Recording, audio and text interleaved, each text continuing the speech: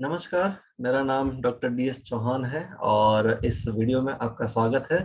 हम भारत का भूगोल पढ़ रहे हैं और भारत के भूगोल में हम भारत का अपवाह तंत्र पढ़ रहे हैं। और उसमें मैं आपको पिछले वीडियो में उत्तर भारत के जो 3 बड़े रिवर सिस्टम है, सिंधु, गंगा और ब्रह्मपुत्र, तीनों की अलग अलग वीडियो में हमने डिटेल में बात की। इस वीडियो में हम दक्षिणी भारत में बहने वाली उन प्रमुख नदियों की बात करेंगे जो अरब सागर की तरफ बंगाल की खाड़ी की तरफ बहती हैं। यानी कि दक्षिणी भारत की नदियां जो बंगाल की खाड़ी के अपातंत्र का हिस्सा हैं, उन प्रमुख नदियों की यहाँ पर इस वीडियो में हम चर्चा करेंगे। तो आप ध्यान से इस वीडियो को देखिए और अंत में मैं आपसे कुछ सवाल भी पूछूंगा। तो शुरू करते हैं। हम सबसे पहले भारत का ये मैप आपने देखा होगा, सिंधु नदी तंत्र, गंगा नदी तंत्र, ब्रह्मपुत्र नदी तंत्र। हमने डिटेल में अलग अलग वीडियो में इसके बारे में बात की। यहाँ महानदी, अब हम यहाँ बात करेंगे। देखिए, दक्षिणी भारत की नदियां जो बंगाल की खाड़ी की तरफ बहती हैं, और उसमें यहाँ महानदी है, यहाँ गोदावरी है, यहाँ कृष्णा है, यहाँ कावेरी है। ये कुछ प्रमुख नदियां हैं जो बंगाल की खाड़ी की तरफ बहती है और दक्षिणी भारत में बहती हैं। तो इनमें से हम सबसे पहले शुरू करेंगे महानदी से। तो यहाँ ये महानदी की लोकेशन है, आप देखिए, ये इस तरह से पूर्व दिशा में बहती है और बंगाल की खाड़ी के अंदर गिरती है। तो ये निकलती कहाँ से है? तो अमरकंटक पर्वत है। हमने फिजिकल डिवीजन में आपको बताया था, यहाँ पर छत्तीसगढ़ और मध्य प्रदेश की सीमा पर अमरकंटक पर्वत है।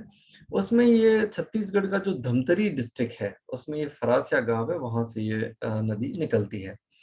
छत्तीसगढ़ के बाद ये नदी ओडिशा में बहती है, और ओडिशा में ये नदी कटक के पास, यहाँ कटक करके एक शहर है इसका, उसके पास ये बंगाल की खाड़ी में गिर जाती है। तो बंगाल की खाड़ी के अपवाह तंत्र का ये नदी हिस्सा हुई।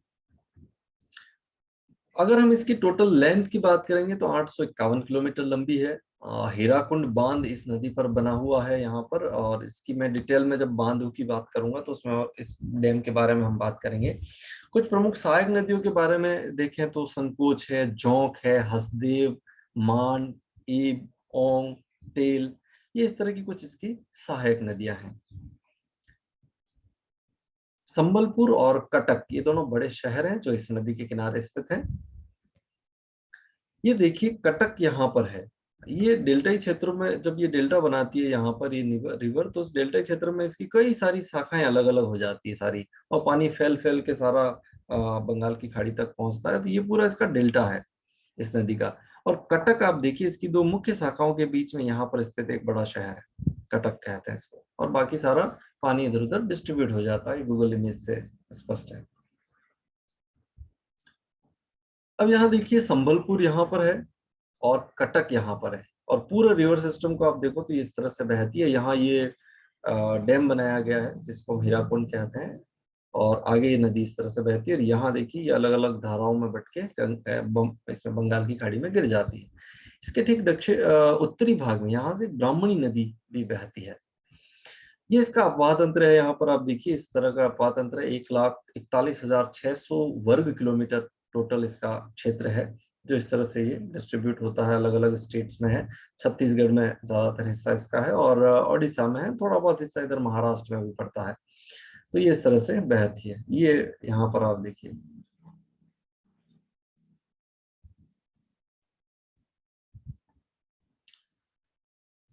अब इस नदी की देखें हम तो इसके ठीक नॉर्थ में ब्राह्मणी नदी है, जो आपको रांची डिस्ट्रिक्ट से निकलती है झारखंड के अंदर। 799 किलोमीटर लगभग इसकी लंबाई है। और इस ब्राह्मणी के नॉर्थ में एक और नदी है जिसको सुवर्ण रेखा कहते हैं, स्वर्ण रेखा भी कहते हैं, सुवर्ण रेखा भी।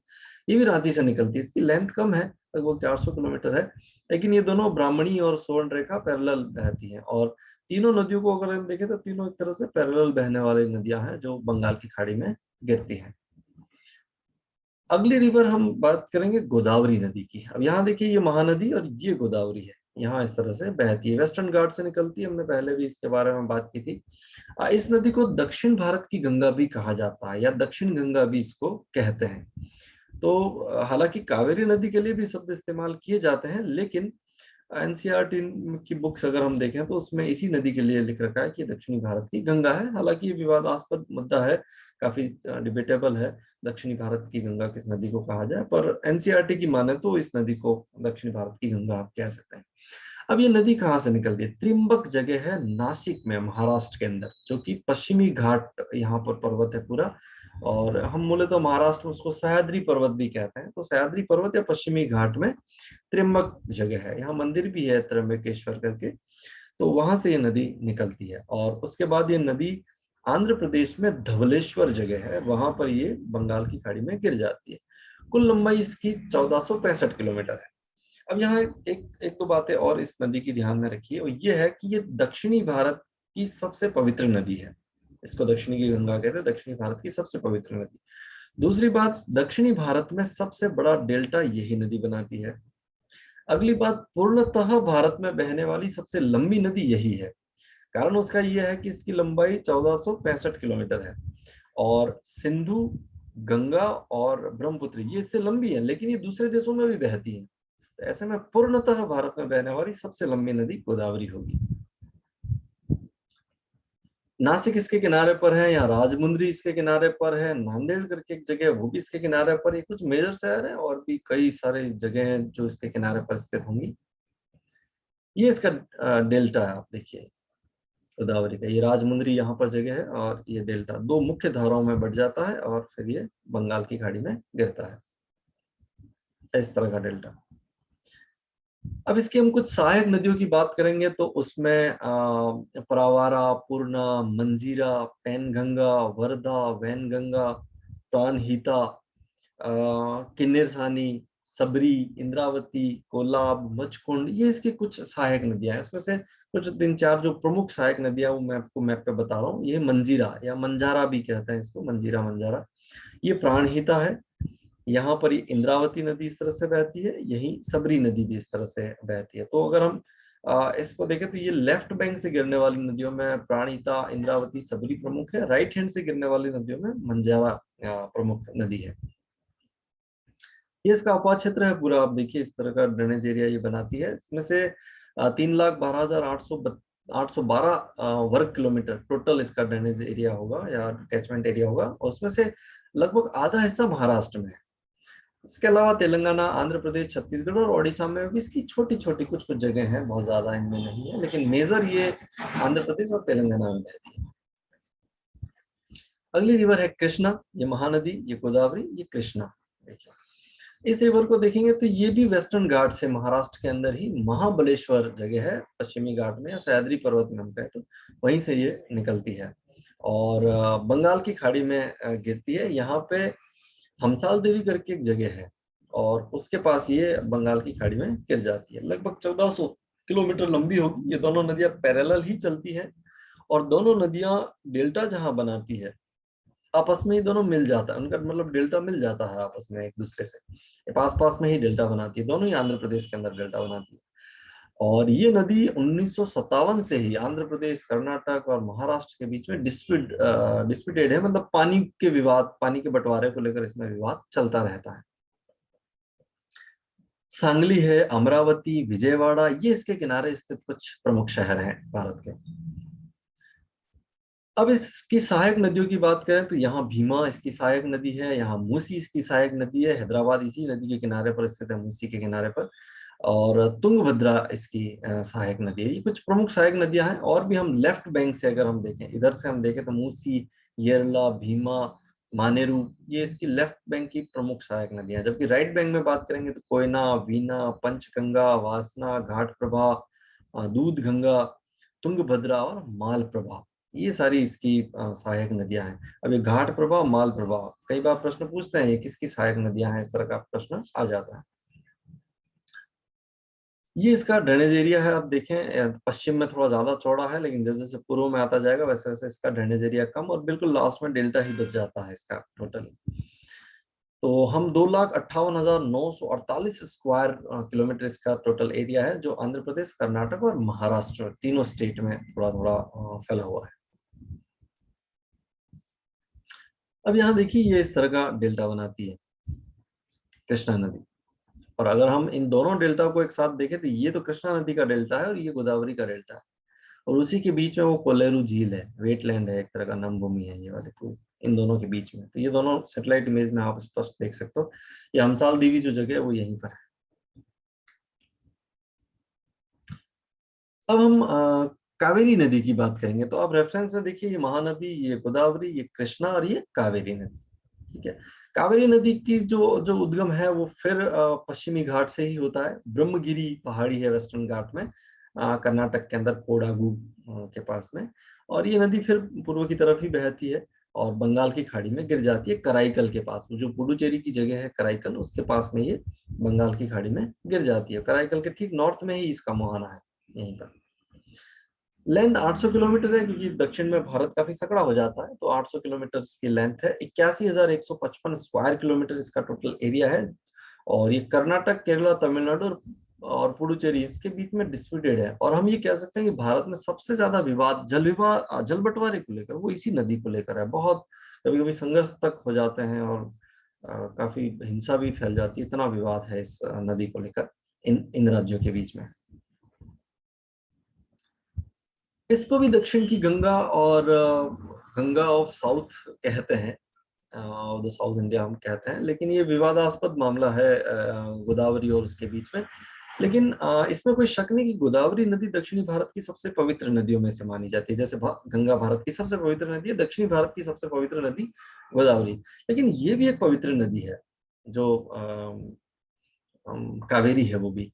और दूसरी चीज ये भी है कि ये एकमात्र ऐसी नदी है दक्षिणी भारत की जो सदा प्रवाहित है, हमेशा बहती है। उसका कारण ये है कि ये नदी इधर केरल की तरफ से, कर्नाटक की तरफ से मानसून सीजन में यानी कि वर्षा ऋतु में पानी प्राप्त करती है, और तमिलनाडु में सर्दियों में बारिश होती है, तो उधर से शीतकालीन मानसून से भी इसको पानी मिल जाता है। ऐसे में ये साल भर बहती रहती है। बाकी दक्षिणी भारत की नदियां सारी मौसमी नदियां हैं, इस अकेली को छोड़ के। तो ये भी इसका एक प्रबल दावा है कि ये, पर ये विवाद है कि दक्षिण भारत की गंगा किसे कहा जाता है। एनसीईआरटी ने गोदावरी को माना है। यहाँ पर तिरुचिरापल्ली इसके किनारे पर स्थित है, श्रीरंगपट्टनम भी इसके किनारे पर स्थित है। ये देखिए इसका डेल्टा आयताकार है। ये ऐसा यूनिक एग्जांपल है आयताकार डेल्टा बनाने वाली नदी। ये देखो पूरा डेल्टा आयताकार है, और इसकी कई सारी ब्रांचें अलग अलग, ध्यान से देखोगे इस इमेज में तो अलग अलग ब्रांचें बन जाती है, लेकिन मुख्य नदी भी वहां डेल्टा बना रही है। तो ये पूरा डेल्टा इसी के द्वारा बनाया हुआ है। और इस डेल्टा को हम दक्षिण गार्डन ऑफ सदर्न इंडिया भी कहते हैं, दक्षिणी भारत का बगीचा, ये भी इसको कहा जाता है। ये देखिए इसका ड्रेनेज सिस्टम है, पूरा अपवाह तंत्र है। और इस तरह से ये नदी यहाँ कराईकल के पास में बंगाल की खाड़ी में आके गिरती है। अब लेफ्ट बैंक से इसमें आने वाली जो नदियां हैं उसमें हरांगी है, हेमावती है, सिमशा है, अर्कावती है। राइट बैंक से इसमें गिरने वाली जो नदियां हैं, लक्ष्मण तीर्थ है, कबानी है, सुवर्णवती है, भवानी, नोइल और अमरावती। ये सारी इसमें राइट बैंक से आने वाली नदियां हैं, और ये जो है वो लेफ्ट बैंक से आने वाली नदियां हैं। तो इस तरह से सारी इसकी सहायक नदियां। अब इन नदियों के बीच में दो तीन कुछ और नदियां हैं, उनकी भी मैं संक्षिप्त में बात कर देता हूँ। यहाँ पेन्नार रिवर है, पेन्नार, ये बंगाल की खाड़ी में ही गिरती है। इस नदी के लिए ऐसा माना जाता है कि ये कृष्णा और कावेरी के बेसिन को अलग कर देती है। इसके दक्षिण में एक पालर करके रिवर भी है, और कावेरी के दक्षिण में एक रिवर है वेगई, तमिलनाडु के अंदर। इस नदी के लिए ऐसा माना जाता है कि दक्षिणी भारत की, मतलब सबसे दक्षिणी नदी, हम क्या भारत की सबसे दक्षिणतम नदी कहा जाता है। पर इसके दक्षिण में भी नदियां तो होंगी, लेकिन हम ये कह सकते हैं कि हाँ, सबसे दक्षिणतम में से सबसे प्रमुख नदी जो है वो वेगाई है। दक्षिणी भारत में जो सबसे दक्षिण सिरे पर जो नदियां हैं उनमें से, तो तमिलनाडु के अंदर ये वेगाई नदी। तो ये सारी नदियां भी बंगाल की खाड़ी की तरफ ही अपना पानी ले जाती है, तो उसी के अपवाह तंत्र का हिस्सा बनती है। अब इन नदियों से संबंधित मैं कुछ आपसे सवाल करूंगा, और उसमें सबसे पहला है, कटक किस नदी के किनारे स्थित है? जोंक एवं हसदेव किस नदी की सहायक नदियां हैं? किस नदी के डेल्टा को दक्षिण भारत का बगीचा कहा जाता है? कोल्लेरू झील किन दो नदियों के डेल्टा के बीच स्थित है? गोदावरी की किन्हीं 5 सहायक नदियों के नाम बताइए।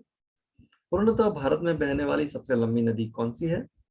दक्षिण भारत में सबसे बड़ा डेल्टा किस नदी द्वारा बनाया जाता है? तो आप इन सवालों के जवाब दीजिए। अगर आपको सवालों के आंसर नहीं आ रहे हैं तो इस वीडियो को एक बार फिर देखिए और सवालों को ढूंढने की कोशिश कीजिए। इस वीडियो को मैं यहीं समाप्त कर रहा हूं। आपने मेरा ये वीडियो ध्यान से देखा, आपका बहुत बहुत शुक्रिया। हम अगले वीडियो में मिलेंगे जिसमें हम दक्षिणी भारत की उन नदियों की बात करेंगे जो अरब सागर की तरफ बहती हैं। तब तक आप अपने आसपास पानी और पेड़ों की रक्षा कीजिए। हम अगले वीडियो में फिर मिलते हैं। Thank you so much.